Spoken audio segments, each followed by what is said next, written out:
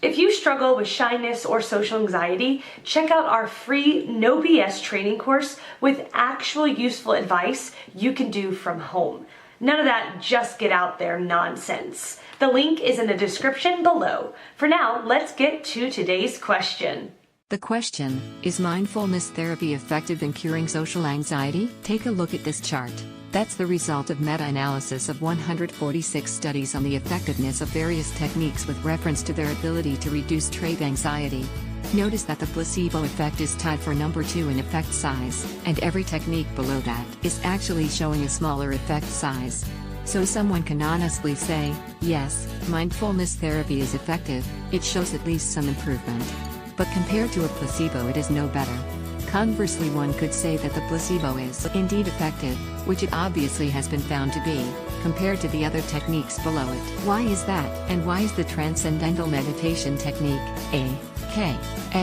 TM, showing twice as much effect in reducing anxiety compared to all other techniques? If you go to the mindfulness-based cognitive therapy website, you will see that mindfulness-based cognitive therapy is based on an attempt to cultivate mindfulness using meditative practices and attitudes in order to become acquainted with the modes of mind that often characterize mood disorders. That sounds good, and may even sound great to someone suffering from anxiety of any kind.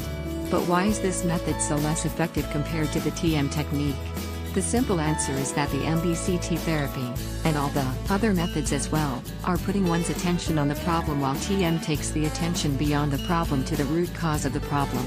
The MBCT therapy, and every other technique, attempts to deal with the problem more or less directly on the same level as the problem, whereas transcendental meditation doesn't put any attention on the problem at all, yet produces twice the effect.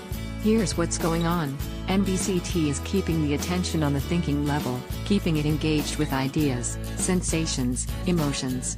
This thinking level is known as the waking state of consciousness, which has its own various subsets of brainwave functioning and other physiologically correlated modes of functioning. MBCT, and other forms of open monitoring or focused attention technique are all basically keeping the mind engaged, active, doing something. Whether thinking or talking, the mind remains actively doing something.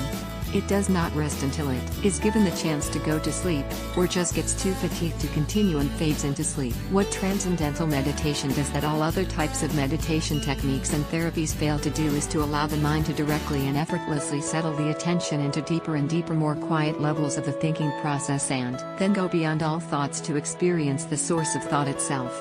The mind remains awake but comes to rest, stops thinking. In this state of restful alertness, one experiences pure consciousness, called transcendental consciousness. This is a supremely peaceful state of consciousness where one is awake but not doing any mental activity. This is a completely new and transformative experience for those who learn TM, even for people who have been practicing some other techniques. By comparison, other techniques keep the attention on the active level of the mind, engaged in some sort of thinking about something, whether ideas, sensations, emotions, whatever. They are all keeping the attention on some object of attention. The mind remains engaged, active in the waking state, which prevents the experience of transcendental consciousness, pure consciousness. What's the big deal about transcendental consciousness? Transcendental consciousness is actually a fourth major state of consciousness, physiologically and psychologically distinct from waking state of consciousness. Waking state of consciousness has some sense of self-awareness, yet the mind is actively engaged with ideas, sensations, and emotions. Transcendental consciousness is also distinct from dreaming state of consciousness, which has no self-awareness, yet there are ideas, sensations, and emotions. And it is distinct from deep sleep state of consciousness, where there is no self-awareness and no thoughts. At this point, some people will say, so big deal, you're experiencing nothing. And it really is a big deal, because transcendental consciousness is actually having one's awareness awake at the source of thought, meaning one experiences consciousness itself, which is the foundation of all modes of consciousness. Consciousness is fundamental to waking, dreaming, and deep sleep states of consciousness. Transcendental consciousness is actually consciousness awake to itself alone, inside, instead of being directed outward at some object of perception. Transcendental consciousness is awareness of one's own self. Some people are actually fearful of this idea of experiencing their own self. Such fear is totally unfounded, because the experience is of supreme peacefulness, blissful restfulness, expandedness of the mind, and pure potential of the mind. There is nothing more satisfying or comforting. Why does this make a difference in relieving anxiety? Why does it make a difference in anything at all? The self is not only the source of thoughts, it is also the source of happiness.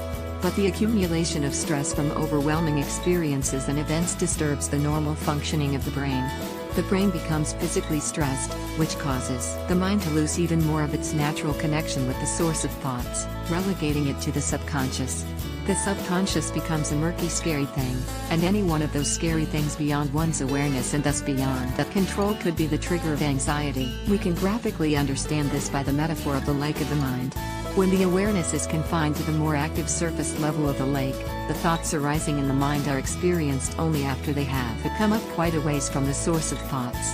Beyond where the thoughts come into the awareness is the so-called subconscious mind that remains a murky unknown. The source of thoughts at the bottom of the lake of the mind is the least known due to the murkiness of the lake, which is caused by accumulated stress in one's brain functioning. Stressful circumstances cause an overload on the brain and it can't handle subsequent circumstances effectively. Anticipation of circumstances beyond effective control creates anxiety. It becomes a habitual reaction of the mind to the brain's weakened functioning. Through the regular practice of transcendental meditation, we've seen that the attention is brought to the source of thoughts. This happens quite effortlessly through the uniqueness of the technique. By repeatedly doing so, one gets profoundly deep rest, which profoundly changes the brain's functioning back towards optimal functioning. Among many other changes, it directly resets the functioning of the amygdala in the brain, which is responsible for the fight or flight response. This directly counteracts the chronic adrenaline jolt that causes anxiety. Cortisol levels drop substantially. Beyond this, the brain also spontaneously produces a remarkable unique expression of a neat brainwave pattern of coherence across all four lobes of the brain. It lends a new meaning to the colloquial term getting your head together. Additionally, the default mode network of the brain lights up, indicating the effortlessness of the technique, as well as a much more lively sense of self-awareness. During other techniques, the default mode network shows reduced activity. Remember, all this physical change happens during TM without any trying. There is no need to put attention on anything. It happens automatically while the mind settles into the deeply restful state of transcendental consciousness. Because of all this change in the brain and the body in general, the deep-rooted stresses that cause the murkiness of the mind at deeper levels get dissolved, allowing for more of the mind to be awake. The experience of the self is blissful, and that deep satisfaction from the experience of the self after practicing TM regularly over time gets infused into the awareness so much that it becomes lively in all the other states of consciousness. It becomes lively along with waking, dreaming and deep sleep states. This means the mind's range of awareness grows in depth. The deep, silent, peaceful, unmoving source of thought is lively even during waking, dreaming and deep sleep states of consciousness. The way transcendental meditation reduces anxiety is not from the top down like every other method, but from the bottom up, by removing the cause of anxiety through bringing the awareness to a deep experience of its own source in the absolute stability and peace of transcendental consciousness. That very real stability grows in the awareness as one repeatedly swings the awareness from getting into transcendental consciousness for 1,520 minutes, and then back into activity.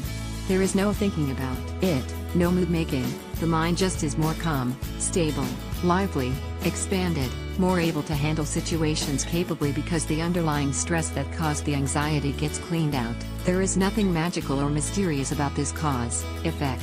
When enough people understand it, it will become just common sense, and everyone will know that if stress levels rise, time to get more transcendental consciousness. If you'd like to know more about how transcendental meditation provides a means for improving life in other ways, click on my profile at the top of this answer to see other answers I've written related to transcendental meditation.